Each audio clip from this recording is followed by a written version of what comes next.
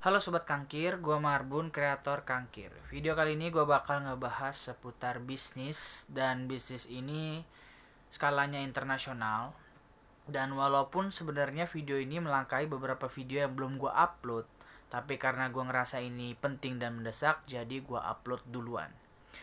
Di video kali ini gue bakal membahas terkait suatu strategi yang tidak sehat, persaingan bisnis yang tidak sehat, yang gue lihat untuk menggagalkan Indonesia memanfaatkan potensi dan bonus demografi yang saat ini kita miliki.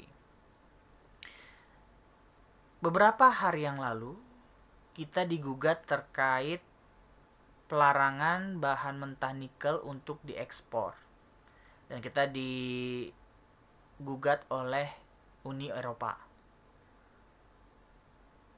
Seperti kita tahu, nikel ini adalah komponen yang sangat penting untuk keberlangsungan energi di masa depan. Dan sebenarnya kita membuat peraturan itu supaya perusahaan pengolah bahan mentah nikel ini membuat perusahaannya di Indonesia sehingga bisa menyerap tenaga kerja yang banyak untuk Indonesia. Balik lagi ke bonus demografi Indonesia. Jadi tapi nyatanya kita dikecam dan kita dilaporkan. Dan beberapa hari yang lalu juga kita melakukan pelarangan terkait ekspor batu bara karena salah satu perusahaan kita membutuhkan batu bara dan krisis. Lalu beberapa negara yang masih bergantung dengan batu bara di Indonesia teriak-teriak dan kita akhirnya memperbolehkan lagi ekspor batu bara. Negara-negara itu yang sebenarnya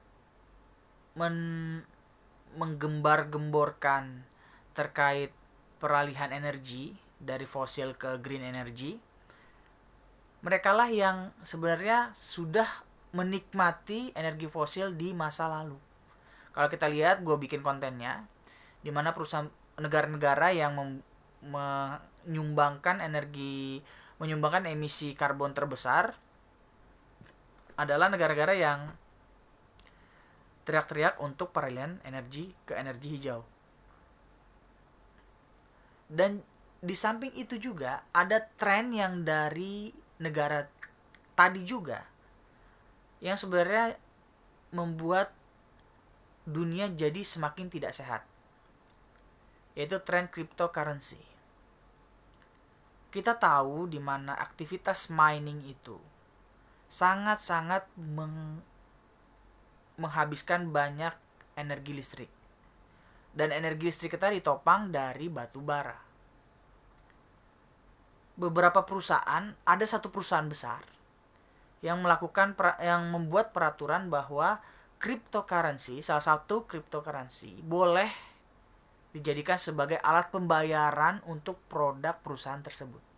Walaupun akhirnya dikecam, tapi sempat dia membuat peraturan tersebut dan itu yang membuat cryptocurrency semakin booming. Dan sekarang semua orang berlomba-lomba untuk mendapatkan mata uang digital tersebut dengan membuat banyak sekali komputer-komputer yang dibuat paralel untuk memining atau menambang uang digital tersebut. Dan itu sangat-sangat boros listrik dan sangat-sangat tidak ramah lingkungan. Tapi mereka merasa bahwa mereka bisa membayar listriknya, jadi mereka melakukannya. Ini hal yang sangat-sangat kontras sekali. Dan saya yakin teman-teman sudah sudah paham, sudah sadar dengan ini. Persaingan yang sangat-sangat tidak sehat. Kedepan kalau sampai gugatan ini membuat Indonesia menjadi jelek di mata internasional, kita harus melawan. Kita harus buka datanya terkait energi fosil, siapa yang paling buruk, siapa yang paling kotor dalam pemanfaatan energi fosil. Dan kita harus bisa tegas terkait komponen-komponen atau bahan-bahan yang menjadi kunci keberlanjutan energi di masa depan. Kita harus save itu. Tidak peduli, kita tidak boleh takut. Karena nyatanya ada persaingan yang tidak sehat. Cryptocurrency saya belum bahas mendalam. Ini dari mana? Yang saya tahu trennya dari luar, dari perusahaan yang tadi itu, perusahaan besar yang sempat memanfaatkan Bitcoin untuk menjadi alat pembayaran produknya. Walaupun memang di internet memang tidak disebutkan siapa penemu dari mata uang digital ini.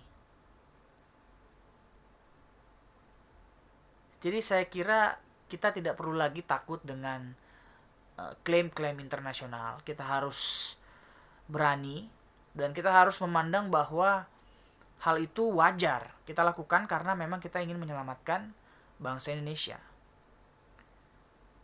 Kedepan kita harus lebih pede untuk menghadapi masa depan dan kita tidak boleh kalah dengan isu-isu yang mereka bawa, green energy lah, apalah, yang sebenarnya mereka bergantung ke Indonesia. Nikel sulfat itu adalah kuncinya dan kita harus semakin tegas lagi. Kita tidak mau dibodoh-bodohi dengan isu yang bahkan sebenarnya mereka pun merusak alam ini lebih parah dari kita.